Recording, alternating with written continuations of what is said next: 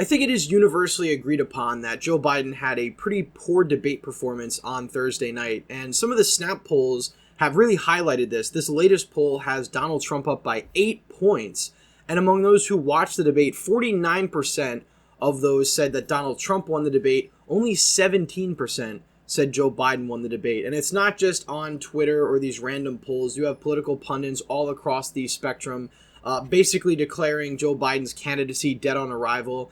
And I think that is very premature. I'll admit that it doesn't look good for Joe Biden, but I certainly wouldn't underestimate an incumbent president, especially at the end of June of an election year. And we still have basically the entire summer and most of the fall to go before we get to the general election. So we're going to talk about the debate, and we're going to talk about the election more broadly and sort of analyze whether or not Joe Biden truly is finished, quote unquote, or mostly finished at this point in time in the election. So we're going to get to all that in just a second. But first, if you're new to the channel, please consider subscribing down below and liking this video if you enjoy.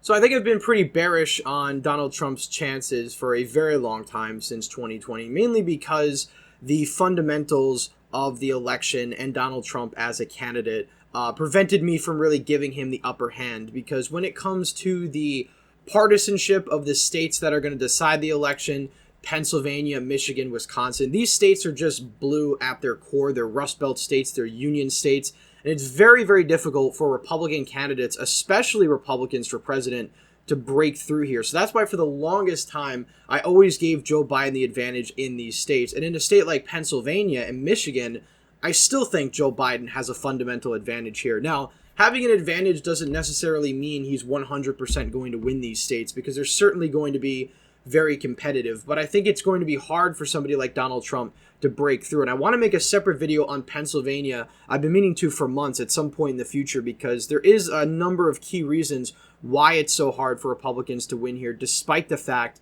that usually the election results here get very close. Republicans usually get within a few points, but ultimately fall short. But when we look at how the election is panning out right now, Joe Biden is underwater by 2 points nationally when it comes to the polls. Trump is up by 1.9, 46.8%, to Biden's just 44.9. We take a look at the generic congressional ballot. Republicans are up by about half a point. Joe Biden's net approval is negative 16, nearly negative 17. Some of the lowest he's had of his presidency. Civics has him underwater by 20 points. 40% of Americans think that the country is headed in the wrong direction. So these are all terrible metrics for somebody running for re-election. And I think there's a lot of Democrats frantically trying to figure out what to do with Joe Biden, since they're locked in with him as the nominee. I don't really buy into this sort of boomer conspiracy that Joe Biden's going to be switched out. They've been saying this for 4 to 5 years now. Even before he became president, you've had these people online saying that they're going to have to switch Joe Biden out with Michelle Obama. And every time Michelle Obama says something remotely political, they say, this is sort of evidence as to that fact. And I think that's completely ridiculous. If anything, I think it would be a worse look on the Democrats to switch out Joe Biden this late in the game, because it would show basically a lack of confidence in their nominee and instability. Even if it would technically be smarter for them to have somebody else running, the optics of switching out the person who won the primary, who basically won the nomination, all but formally, would be a very bad look. Now, if we dive into the key states real quick, we have Trump above Biden by 5.6 in Arizona. Now, this is really surprising, because Arizona is one of those states that demographically and politically, I've been saying for a long time, was going to be tough for Donald Trump, because this is a state that has sort of some residual center-right Republicans that may have voted for candidates like Mitt Romney, John McCain, but have sort of become anti-Trump, and in a lot of cases just voting Democrat over the past couple of cycles. And the demographic of that voter is sort of wealthier and sort of in the exurbs/suburbs of Phoenix and places like Tucson. Looking back at 2016, for example, Donald Trump had the worst performance of any Republican in Arizona since Bob Dole lost it in 1996. He only won by 3.5 points. And in Maricopa County, by far the most populous county in the state, Donald Trump only won it by a plurality of the vote, which is why he ultimately won the state by a plurality of the vote. Fast forward to 2020, and Donald Trump loses Arizona narrowly to Joe Biden by 0.3%, and he loses Maricopa County by 2.2%. Now, that's basically the ball game in Arizona. Maricopa County is over 2/3 of the population. So if a Republican loses this county, they're likely going to lose the state. Now, there are some exceptions. You did see a couple of down ballot races during the midterms where the Republicans lost Maricopa by 1 or 2 points. We're still able to make up the rest of the vote in the rest of the state. But it's very, very difficult to do this, and it's why, for the most part, the winner of Maricopa County is usually the winner of Arizona as a whole. Now, the fact that Joe Biden is doing so poorly in Arizona this late in the game, and the fact that the polls are getting worse, really indicates that I guess some of these Republican voters are coming back home to the GOP, because you have Trump up by nearly 6 points in Arizona, but you've got Ruben Gallego, the progressive Democrat, against Kari Lake. Kari Lake, who is a Trump acolyte, he's leading by 6 points. Last I checked, 5.3 now. This is abysmal polling for Kari Lake. This is somebody that the GOP really should swap out before it's too late, because she is 100% going to lose this race, even if Donald Trump carries the state of Arizona by several points, which at this point looks like he's going to. So if we give Trump Arizona as of right now, we'll say we give it to him by 3 or 4 points at the end of the day. We move on over to Nevada. Now, this is a state where Trump had previously been polling probably the best. He was up by 7 points at one point in the cycle back in March. It's narrowed up a bit. Now we're basically at a point where Trump is only up by around 3. Now, in Arizona, that would probably be a good indicator, but in Nevada, it's a little bit more tricky, because typically in Nevada, Republicans are overestimated in polls. So this would be a little bit worrying for Donald Trump, but, let's just say, based on the fundamentals, we give Donald Trump Nevada very narrowly, and he becomes the first Republican to win the state federally in a presidential race since 2004.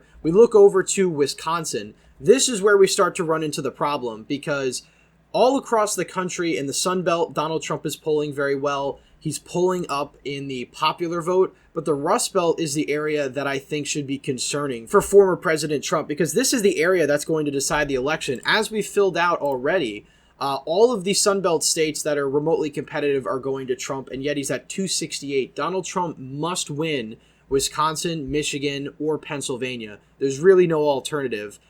Perhaps you could go for the Hail Mary in Virginia, but I think that's very unwise politically, because Virginia is much more Democratic than any of the Rust Belt states. And now, Pennsylvania, Michigan, Wisconsin voted a lot more to the left of Virginia in 2008 and 2012. But since then, they've become a lot more purple, whereas Virginia has trended more leftward, which is why I'm still surprised that there's so much effort being put into Virginia. Maybe it's because Republicans realize that Donald Trump is in a weak position in the Rust Belt, or perhaps there really is something there that we don't know about. But again, I've always been skeptical of this notion that Donald Trump is on the cusp of winning Virginia. The closest I see it getting right now is D+5, maybe D+6, just because you might have a third-party factor. But we could talk about Virginia in a separate video, because I've got a much more detailed breakdown on that.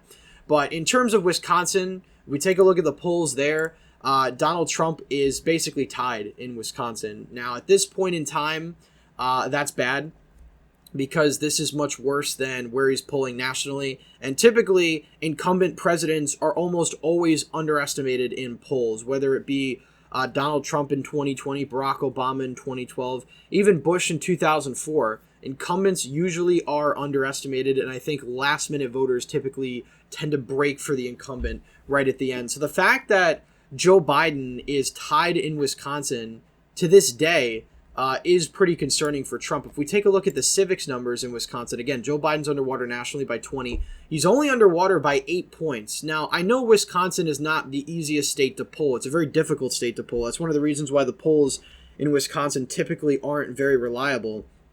But again, the fact of the matter is, Donald Trump should be up in Wisconsin by 5 or 6 points. Again, this was one of the closest states back in the 2016 election. Trump won by 0.7 here. And in 2020, he actually lost, but by a more narrow margin than he won back in 2016, losing by 0.6. So this state really is incredibly important. It's going to be incredibly close. And right now, Trump, I don't think, is hitting the numbers he needs to win it outright. We could look at Michigan, for example. Joe Biden's approval here is much lower than Wisconsin. He's underwater by 24 points with a disapproval rating of 58%. That's higher than North Carolina. It's higher than Virginia. But again, Michigan is fundamentally more of a Democratic state than a place like Wisconsin. And if we look at the Michigan polls, Trump is only above water by 1.2%. Now, polls here underestimated Democrats when it came to the midterms slightly. So again, it's a little bit concerning for Trump that he's not doing better in these Rust Belt states. And again, this is the only thing really declaring to me, that Trump is going to be the eventual winner of the election. He's not hitting the numbers he needs in the Rust Belt. And, polls, as I said, tend to skew more towards the incumbent. I think there's reason to believe that there is sort of a silent Biden vote in some of these places, because it's certainly not popular to support Joe Biden openly in a place like Wisconsin, Michigan, with his approval being underwater by so much. But again, these voters, these suburban voters that Donald Trump lost back in 2016, started to lose ground in places like Waukesha, Ozaukee County, doing worse than Mitt Romney in these counties. He didn't do any better with in 2020. And the one thing for me, again, that keeps me from saying that Donald Trump is going to be the eventual winner is I've seen no evidence that Donald Trump is improving with these suburban voters. I've seen evidence that he's improving with minorities, with white working class rural voters, but it's suburban voters, the voters that have the highest turnout in the country, that I'm not convinced he's doing better with. And that's one of the reasons why I've been saying I don't think this election is over for Joe Biden. Might be an unpopular opinion, but this isn't 2020, and it certainly isn't 2016. Donald Trump should, in theory, have the upper hand right now. But again, because of the Rust Belt polling, I'm very hesitant to give him that upper hand. So is it really over for Joe Biden? I would say no. Does Donald Trump have the upper hand right now? I'd certainly say potentially. If you're talking about the Sun Belt, places like North Carolina and Georgia, I'd almost say that these states are a lock for Donald Trump at this point in time. Almost back to 2016 numbers. Georgia going R+5. Again, I don't know if Georgia's going to be that lopsided, but North Carolina going R+3, I could certainly see in 2024. But again, the Rust Belt is really where it's tricky, because Donald Trump was underestimated here in 2016 and 2020, but it was Republicans who were underestimated here in 2022. And typically, it's the incumbent presidents that are underestimated in their polls. So, even if you go back to 2012, Mitt Romney was polling better in Pennsylvania than the actual result. Same with Michigan. So it really is up in the air at this point in time. It certainly doesn't look good for Joe Biden in a lot of key areas. And again, for Donald Trump to actually win the election, he needs to win back these leftward trending suburban, exurban areas outside of major cities. Philadelphia, for example, southeastern Philadelphia, places like Bucks County, Montgomery County, Chester County. These areas in some cases had high double-digit swings in favor of Joe Biden. That's why Donald Trump lost. If you look at northeastern Pennsylvania, similar story. These areas that had sort of swung towards Donald Trump big time in 2016 because they appealed to his message and whatnot, these areas swung back double digits in favor of Joe Biden. So in order for Donald Trump to win, he needs to win back these suburbs, these exurbs where Republicans had previously done very well. Again, right outside of Milwaukee. Milwaukee proper seems to be trending right, but the suburbs around Milwaukee are trending left. And in some cases, again, you're seeing 15-point margins swing in favor of the Democrats. Very, very bad news, in my opinion, for Donald Trump. And that's really his one massive weakness this election time. It's the fact that the suburbs really don't show any signs of moving, and these are voters that have the highest turnouts in the entire country. Ultimately, I still think this election is a toss-up, even though things look very bad for Joe Biden, and I think Donald Trump should, in theory, be the front-runner. I still think we need to see more data as we get closer to the election, really indicating Joe Biden's poor performance. But the fact that Democrats are now starting to put money into places like Virginia, Republicans are putting a serious effort there, could be a clue as to how dire the situation actually is behind the scenes. But publicly, we're probably not going to know for a few more months. Anyway, that's it for today's video. Please leave a thumbs up if you enjoyed, subscribe to the channel, hit the bell notification so you miss any more videos I put out. As always, again, thank you all for watching, and I hope to see you in the next one.